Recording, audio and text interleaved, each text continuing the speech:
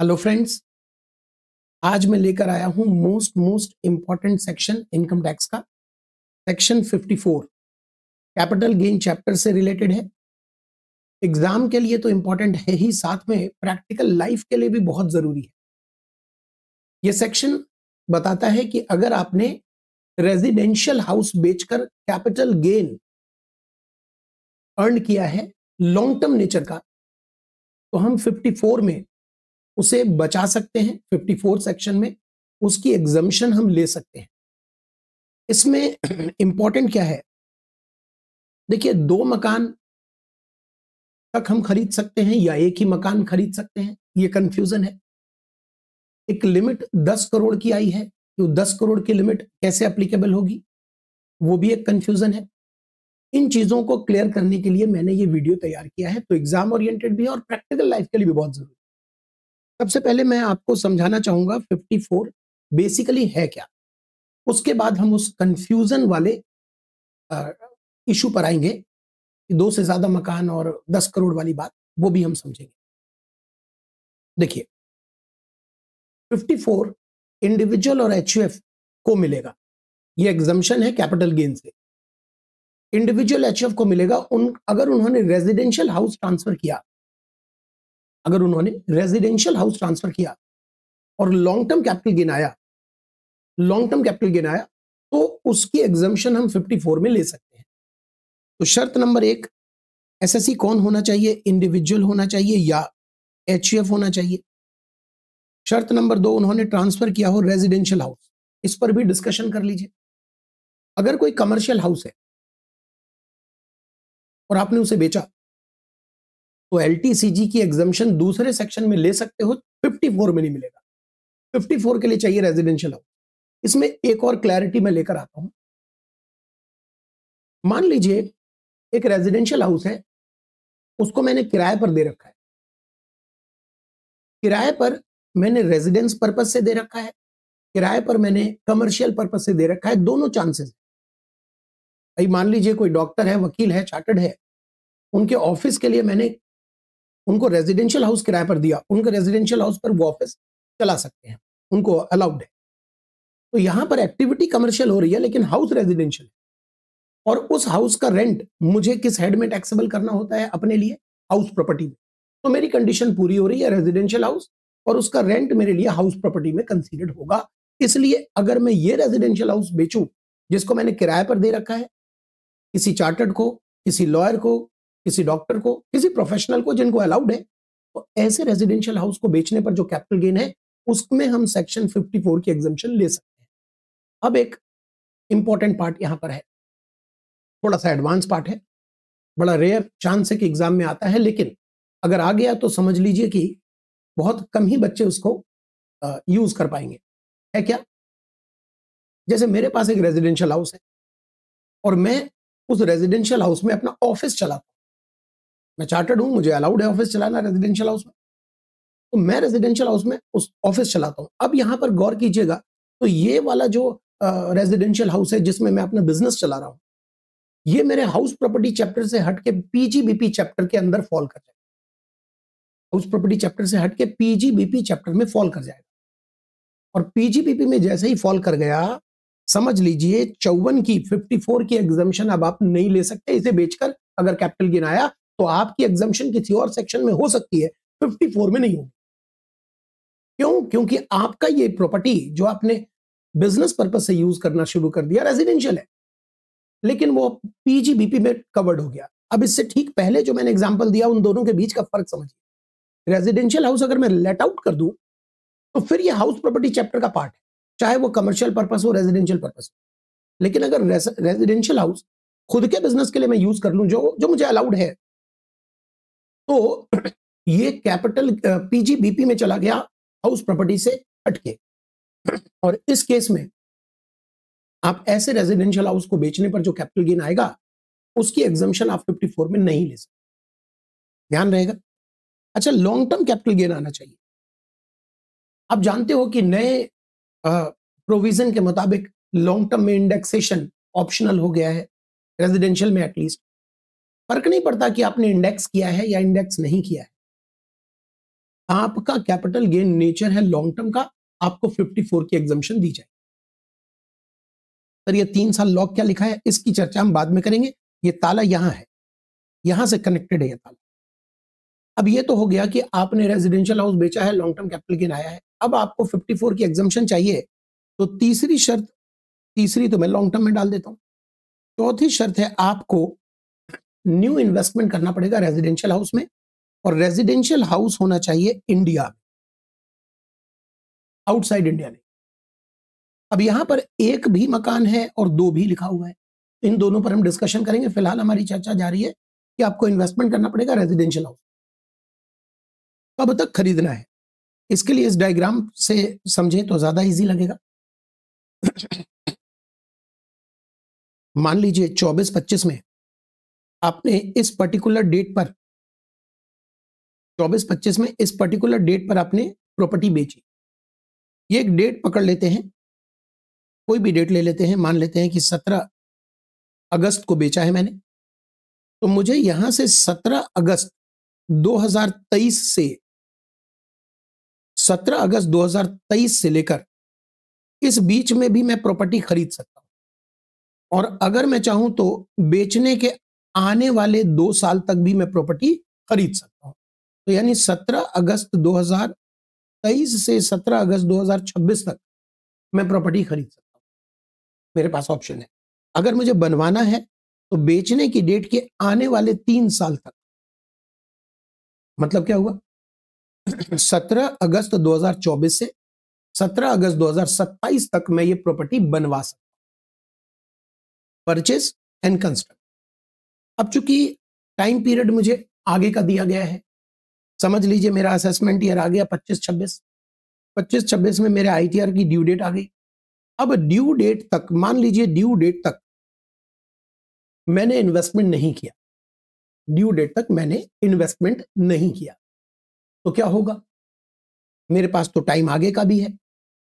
अगर आपने due date तक इन्वेस्टमेंट कर दिया तो बहुत बढ़िया है, आप एग्जम्पशन निकाल लो, बचा हुआ कैपिटल गेन पे टैक्स दे दो, नहीं बचता है कुछ तो मत दो टैक्स। लेकिन अगर ड्यू डेट पहुंच गया और आपने इन्वेस्टमेंट अभी नहीं किया है, तो ड्यू डेट के अंदर अंदर आपको capital gain deposit account nationalise bank में खुलवा के पैसे जमा कराने पड़ेंगे, और जितना पैसा आप जमा करा दोगे हम उसे इन्वेस्टमेंट का अमाउंट मान लेंगे। एलटीसीजी और इन्वेस्टमेंट का amount whichever is lower will be allowed as deduction. यानी आपका कैपिटल गेन अगर 40 लाख आ रहा है, 40 लाख आपने इन्वेस्ट कर दिया, सीजीडीएस में डाल दिया, तो 40 लाख की एग्जम्पशन मिल गई। अगर आपने 30 लाख डाल दिया तो 30 लाख की एग्जम्पशन मिल गई। अब सीजीडीएस में आप पैसा जमा करके एग्जम्पशन तो अभी क्लेम कर लोगे, लेकिन अगर सीजीडीएस आपने यूटिलाइज नहीं किया within stipulated time period, तो unutilised amount under CGDS will be taxable in which year. मान लीजिए मैंने कैपिटल गेन मेरा 40 लाख आ रहा है, 40 लाख का कैपिटल गेन मैंने सीजीडीएस के अंदर अंदर जमा करा दिया ड्यू डेट तक, मैंने कोई मकान नहीं खरीदी, कुछ नहीं बनवाया, अब 40 लाख जमा करा दिया, मुझे एग्जम्पशन मिल गई 40 लाख की। अब गवर्नमेंट कहती है कि 3 साल मैक्सिमम टाइम पीरियड जो यहां खत्म होगा ना आपका, तो हम 27-28 में आपसे हिसाब लेंगे। Deposited amount in CGDS is 40 lakh. How much amount is utilised for purchase और एक्विजिशन या कंस्ट्रक्ट जो भी है, आपने कहा जी 30 लाख का मैंने खरीद लिया या बनवा लिया विद इन टाइम, तो जो बैलेंस 10 लाख है जो आप नहीं यूज कर पाए, आपको पैसे तो आपको मिल ही जाएंगे, वो आप ही के पैसे हैं, तो जो 10 लाख है that will be taxable in the year in which 3 year is expired, यानी कि 27-28 की वो इनकम बनेगी, और असेसमेंट ईयर बोले तो 28-29 माना जाएगा। ओके, ये तो हो गया एक जनरल डिस्कशन 54 के लिए। यहां पर यह भी याद रखना है कि आप जो न्यू इन्वेस्टमेंट करेंगे उसे आप डेट ऑफ एक्विजिशन के 3 ईयर तक बेच नहीं सकते। यही है वो ताला बना हुआ, और जहां ताला के साथ 3 साल, अगर आपने न्यू इन्वेस्टमेंट को 3 साल के अंदर बेच दिया तो ये डिफॉल्ट माना जाएगा, और इसकी पनिशमेंट है। क्या पनिशमेंट है मैं बता देता हूं, देखिए सपोज कीजिए आपने यहां पर, देखिए कि मकान आपने यहां पर बेची, आपका कैपिटल गेन आ रहा है जी 60 लाख, 60 लाख आ रहा है, आपने ड्यू डेट का इंतजार भी नहीं किया, पहले ही आपने एक नया मकान ब्लू कलर वाला 68 लाख में परचेज कर लिया, तो आपको 68 तो नहीं मिलेगा एग्जम्पशन, कैपिटल गेन ही 60 है तो 60 ही लेंगे आप एग्जम्पशन, तो टैक्सेबल आपका 0 आ गया, आपका काम निपट गया। बट आपको अब इस मकान को छूकर कसम खानी होगी कि मैं इस मकान को आने वाले 3 साल तक, अब ये 3 साल कहां से काउंट होगा, जहां से आपने ये मकान खरीदा है, 1 2 एंड 3, तो 3 साल तक ये जो मैंने यहां पर एक वेव बनाया है ये उसी के लिए, 3 साल तक आप इसे बेच नहीं सकते। सपोज कीजिए आपने 23-24 में ही इस मकान को बेच दिया 80 लाख का, तो आपको जो पनिशमेंट दी जाएगी वो ये वाली नहीं दी जाएगी, ये तो समझाने के लिए बच्चों को बताता हूं मैं। पनिशमेंट दी जाएगी जो नया कैपिटल गेन आपका आएगा, जो आपने 80 लाख में बेचा है और खरीदा था 68 का, जो 68 का आपने खरीदा था ना, उसमें एग्जम्प्टेड अमाउंट को माइनस कर देंगे, यानी आपकी कॉस्ट ऐसा समझेंगे जैसे आपने कोई प्रोडक्ट खरीदा है 68 का, आपको कैश बैक मिल गया 60 लाख का, भाई इसके लिए आपको 60 लाख का बेनिफिट मिल गया, तो आपकी कॉस्ट 8 लाख रह गई। तो जब भी आप नया मकान लॉक इन पीरियड के अंदर बेचेंगे तो आपकी कॉस्ट हम लेंगे 8 लाख, और अगर लॉक इन पीरियड के बाद बेचते तो फिर कॉस्ट 68 है, 68 लिया जाएगा, लेकिन लॉक इन पीरियड के अंदर बेचेंगे तो हम वो कैशबैक वाला कंसेप्ट लगाकर आपकी कॉस्ट कर देंगे 8 लाख रुपए। उम्मीद करता हूं ये क्लैरिटी आ गई होगी आपको। अच्छा, अब यहां पर समस्या क्या है, समस्या है सर वो 10 करोड़ वाली बात और 2 मकान वाली बात। देखिए 54 में सबसेक्शन 1 का पहला प्रोविजो कहता है कि अगर आपका कैपिटल गेन 2 करोड़ से ज्यादा नहीं, एलटीसीजी 2 करोड़ से ज्यादा नहीं है, तो आप एक के जगह 2 मकान भी खरीद सकते हो, कोई प्रॉब्लम नहीं है, एक के जगह आप 2 मकान भी खरीद सकते हो, कोई दिक्कत नहीं है। वीडियो के लास्ट में मैं आपको 2 कंसेप्ट इसमें टेक्निकली बताऊंगा जो आप प्रैक्टिकल लाइफ में टैक्स बेनिफिट में यूटिलाइज कर सकते हो, और एग्जाम के लिए भी वो जरूरी है। दोनों ट्रिक अगर आ गया एग्जाम में क्वेश्चन तो वो ट्रिक बहुत बढ़िया है, करेंगे डिस्कस। लेकिन अभी हम डिस्कशन कर रहे हैं 2 करोड़ और 10 करोड़ वाली बात पर। कहते हैं 2 करोड़ से ज्यादा आपके पास कैपिटल गेन अगर नहीं है तो आप 2 मकान भी खरीद सकते हो, लेकिन अगर 2 करोड़ से ज्यादा आपके पास कैपिटल गेन है तो फिर 2 मकान नहीं, एक ही मकान का एग्जम्पशन मिलेगा। आप खरीदो 2 3 4 पैसे आपके हैं, लेकिन उनमें से कोई एक मकान चुन लोगे जिसकी एग्जम्पशन आपको लेनी है। मकान तो आप एक से ज्यादा खरीद लो, हम एग्जम्पशन के लिए एक ही मकान अलाउ करेंगे जो आपका हाईएस्ट कॉस्ट वाला होगा, आप वही कंसीडर करोगे एग्जम्पशन के लिए। दूसरा प्रोविजो कहता है कि अगर आपने ये फर्स्ट प्रोविजो का ऑप्शन एक्सरसाइज कर लिया तो सब्सिक्वेंट लाइफ टाइम आप इसे दोबारा यूज नहीं कर सकते। जैसे मान लीजिए इस साल मेरे पास 1.5 करोड़ का कैपिटल गेन आया और मैं 2 मकान खरीदना चाहता हूं और कैपिटल गेन बचाना चाहता हूं, एक 70 लाख का, एक 80 लाख का, तो मैं 2 मकान का कैपिटल गेन यूज करके बचा सकता हूं। लेकिन एक बार मैंने वो 2 मकान वाला ऑप्शन ले लिया तो इन फ्यूचर कभी भी मैं हर साल जब कैपिटल गेन बचाने की कोशिश करूंगा किसी भी साल आने वाले वर्ष में, तो वो 2 मकान के खरीदने वाला ऑप्शन अब मेरे लिए अप्लीकेबल नहीं होगा, अब मुझे एक ही मकान खरीद के एग्जम्पशन लेनी पड़ेगी। थर्ड प्रोविजो कहता है कि अगर आपकी नए मकान की कॉस्ट 10 करोड़ से ज्यादा है then extra will be ignore for computing exemption. अब इन दोनों का तालमेल कैसे बैठा है बताता हूं, देखो सिंपल कर देता हूं आपके लिए। 2 केस बनाते हैं। केस 1, आपका जो एलटीसीजी है वो है अप टू 2 करोड़, मतलब 2 करोड़ से ज्यादा नहीं है। फिर क्या करेंगे आप एक मकान भी खरीद सकते हैं और आप 2 मकान भी खरीद सकते हैं। मतलब एक मकान खरीद के एग्जम्पशन लेना चाहे आपकी मर्जी, 2 मकान खरीदना चाहे आपकी मर्जी, आप 2 तक खरीद सकते हैं, कोई दिक्कत नहीं। आपने अगर 4 मकान खरीद लिए तो आपको पनिश नहीं किया जा रहा है, आप 4 खरीद लो, 5 खरीद लो, आप पैसे आपके। कोई भी 2 उसमें हाईएस्ट कॉस्ट वाली चुन लो जिसको जोड़कर आप इन्वेस्टमेंट दिखाकर 54 की एग्जम्पशन, 54 की एग्जम्पशन ले सकते हो। यह मतलब होता है कि आप 2 मकान भी ले सकते हो, आप एक ही लेना चाहो आपकी मर्जी। 2 अगर चुन लिया तो लाइफ टाइम फिर यह बेनिफिट आपको 2 वाला नहीं मिलेगा, अब मान लीजिए केस 2 लेते हैं।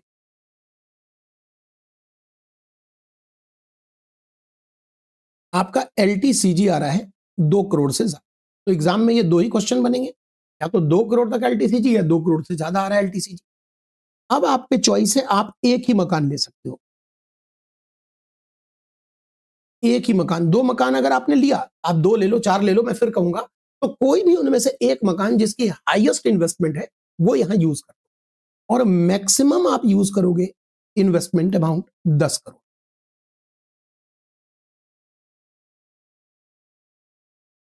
सर केस 1 में 10 करोड़ क्या करोगे, एलटीसीजी 2 ही करोड़ है, उसमें कहां जा रहे हैं ऊपर।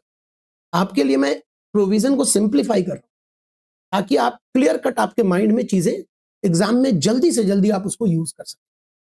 कि अगर 2 करोड़ तक कैपिटल गेन है तो यू हैव चॉइस कि आप एक भी ले सकते हो, 2 भी ले सकते हो। अगर क्वेश्चन में 4-5 ले लिया तो 2 बड़े बड़े मकान ले लो, बड़े बड़े मतलब इन्वेस्टमेंट जिसमें बड़ी है। केस 2, अगर आपका कैपिटल गेन आ रहा है 2 करोड़ के ऊपर, तो आपको तो एक ही मकान लेना है, आप 2 तो ले ही नहीं सकते, एक ही लेना है, 2 तो ले ही नहीं सकते। तो अब क्या करेंगे आप कि 10 करोड़ तक इन्वेस्टमेंट कर सकते हैं। तो मान लीजिए आपने 2-3 मकान खरीदे हैं, तो जो भी सबसे हाईएस्ट वैल्यू वाला है वो ले लो, लेकिन 10 करोड़ तक। अब सपोज कीजिए मेरा कैपिटल गेन आ रहा है 12 करोड़, तो भाई केस 1 या केस 2, केस 2। अब मैं 4 मकान खरीदूं या 5, चुनना मुझे एक है। सबसे हाईएस्ट वैल्यू वाला मकान है 16 करोड़ का, मैंने जो खरीदा, तो 16 है, लेकिन मैं एग्जामिशन के लिए 10 करोड़ ही क्लेम करूंगा। तो इन्वेस्टमेंट मेरी कितनी मानी जाएगी, 16 या 10? 10 चेंज करता हूं मैं। मेरे पास कैपिटल गेन आ रहा है 20 करोड़, केस 2, केस 2 आ गया। अब मैंने इन्वेस्टमेंट किया है 4 प्रॉपर्टी में, मैं सबसे हाईएस्ट वैल्यू चेक करूंगा। हाईएस्ट वैल्यू है 8 करोड़, एग्जामिशन कितने मिलेगी, 8 करोड़। मान लीजिए हाईएस्ट वैल्यू होती है 18 करोड़, तब एग्जामिशन कितनी मिलती है, 10 करोड़। 10 से ऊपर नहीं मिल सकता, इन्वेस्टमेंट मैक्सिमम 10 ले सकते हैं। तो ये हमने कोशिश किया कि आपको क्लियर कर दें, एग्जाम में कंफ्यूजन ना हो, क्वेश्चन देखें, केस बना लें।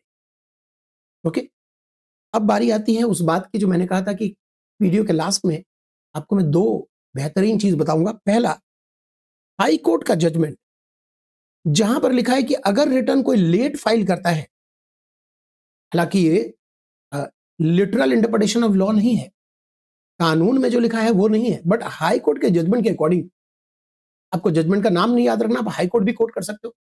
हाई कोर्ट के जजमेंट के अकॉर्डिंग, अगर आपने लेट रिटर्न फाइल किया और फाइलिंग डेट से पहले पहले सीजीडीएस में जमा करा दिया, तो ये सीजीडीएस एक्सेप्टेबल है। हालांकि होना नहीं चाहिए मेरे व्यू से, क्योंकि साफ साफ कानून में लिखा है ड्यू डेट जो आईटीआर की है, ना कि एक्चुअल रिटर्न फाइलिंग डेट। लेकिन ठीक है, हाईकोर्ट का जजमेंट है, उसका हम एडवांटेज ले सकते हैं, एडवांटेज ले सकते हैं। ठीक है। दूसरी चीज, जैसे मुझे एक ही मकान बनवाना है, एक ही मैं खरीद सकता हूं, मान लीजिए मेरे पास ऑप्शन है, मैं एक ही खरीद सकता हूं। मान लेते हैं कि कैपिटल गेन मेरा 6 करोड़ का है, तो 2 का तो ऑप्शन रहा ही नहीं, अब एक ही है। अब मैं क्या कर सकता हूं कि एक मकान मैंने यहीं ले लिया, एक मकान मैंने यहीं ले लिया 5 करोड़ का, मेरा कैपिटल गेन 8 करोड़ आ रहा है, 5 करोड़ का मैंने यहीं ले लिया, और मैं अब यहां पर सीजीडीएस में 3 करोड़ जमा भी करा सकता हूं।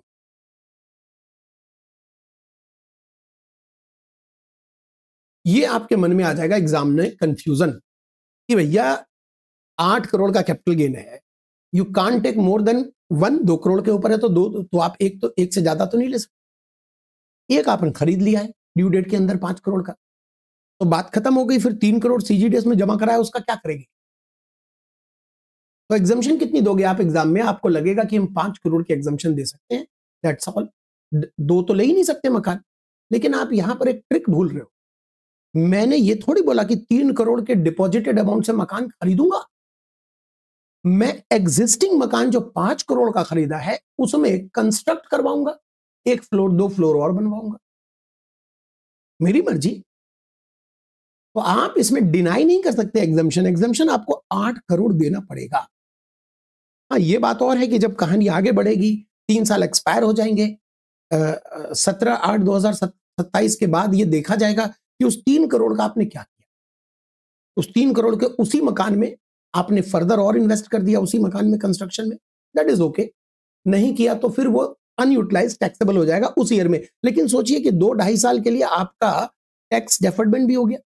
चांसेस भी है कि आप इन्वेस्टमेंट कर सकते हो, कंस्ट्रक्ट कर सकते हो उसी मकान के ऊपर। तो आप 2 मकान में तो नहीं आए ना, एक ही मकान से काम चल गया।